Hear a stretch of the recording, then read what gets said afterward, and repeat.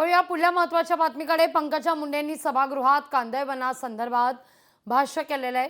कांदळवन वनाचा प्रश्न हा मोठा आहे आणि या सगळ्या प्रकरणी सर्व संबंधित जिल्हाधिकारी यांची बैठक बोलावली जाईल असं त्या आश्वस्त करतायत। त्यात तोडगा काढला जाईल असं देखील पंकजा मुंडे यांनी सभागृहात म्हटलंय।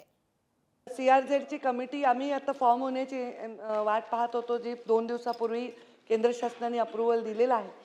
आता त्याच्यावर आम्ही पहिली बैठक जी घेणार आहोत ती पूर्ण कांदळवन क्षेत्रातले सगळे कलेक्टर बोलवून, कारण याची पूर्ण अथॉरिटी कलेक्टरची आहे।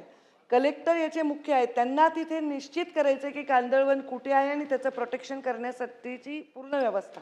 तर आम्ही ती बैठक लवकरच घेऊन त्याच्याबद्दलची प्रॉपर स्ट्रॅटेजी तयार करू आणि डेव्हलपमेंट अथॉरिटी मोस्टली सीआरझेड एरियामध्ये MMRDA आहे, कुठे आणखी महसूल आहे, त्या लोकांच्या संबंधित अधिकाऱ्यांना बोलवून याबद्दलची विस्तृत अशी प्लॅनिंग आम्ही करतो। लोकशाही मराठी ऐका, पहा, जागरूक रहा।